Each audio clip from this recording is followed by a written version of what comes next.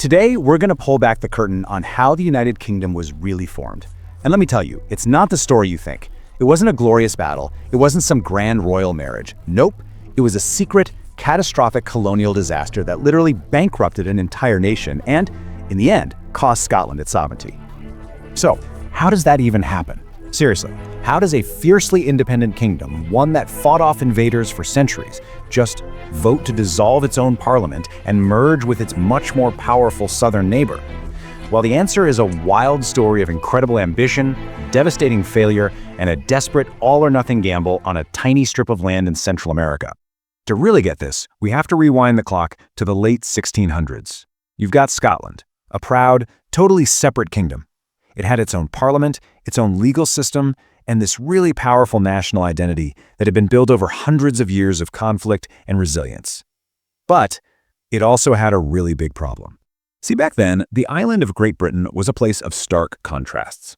You had England, which was getting unbelievably rich from its global empire. We're talking the East India Company, colonies in the Americas, the whole shebang. And then you had Scotland, basically on the outside, looking in. It was a poorer nation, and it was watching with some serious envy as all these English ships sailed home just loaded with fortunes. The Scots decided they needed a piece of that action. So what do?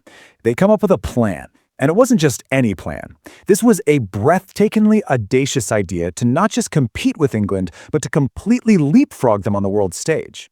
They were going to build their own colonial empire, and they picked a spot that they thought was the absolute key to global trade. It was called the Darien Scheme. And if you look at it on a map, the idea seems like pure genius. The plan was to set up a colony right there on that narrow Isthmus of Panama. From there, they could create an overland trade route connecting the Atlantic and the Pacific. They control the gateway to all the riches of the East, and suddenly those long, dangerous sea voyages all the way around South America would be totally obsolete.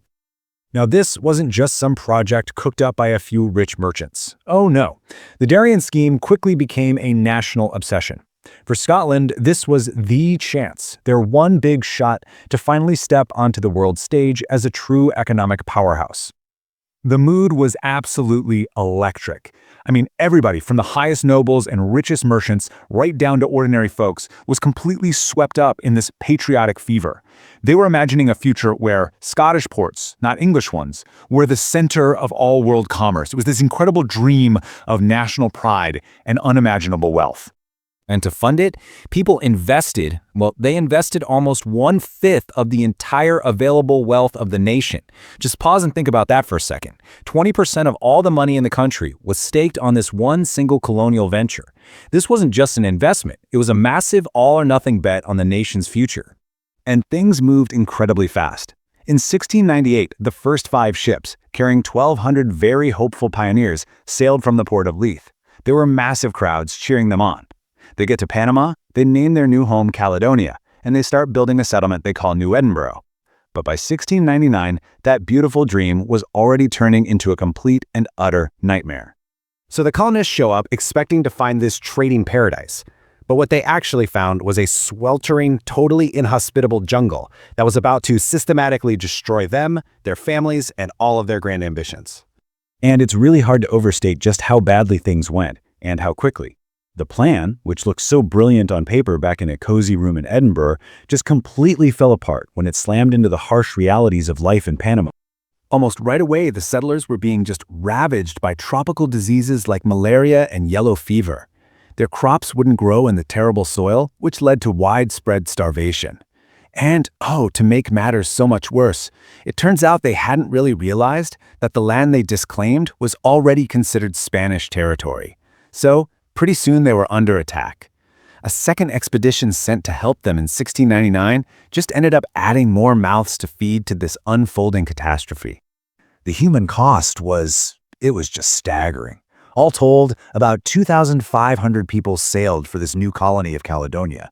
Only a few hundred ever made it back to Scotland alive. The rest were just lost to disease, to starvation, to fighting. An absolute tragedy. And remember that 1/5 of the nation's wealth? Yeah, it was completely gone. Every single coin that was invested vanished. The Darien Scheme didn't just fail, it bankrupted Scotland.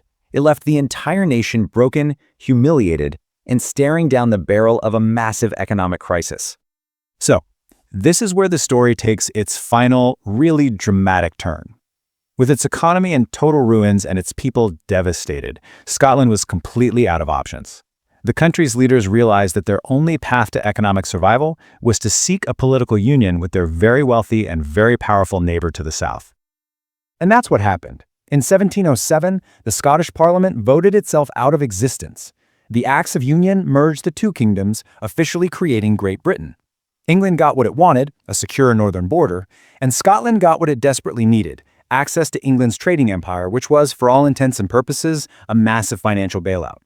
There's this famous line from a Robert Burns poem that perfectly captures the bitterness a lot of Scots felt.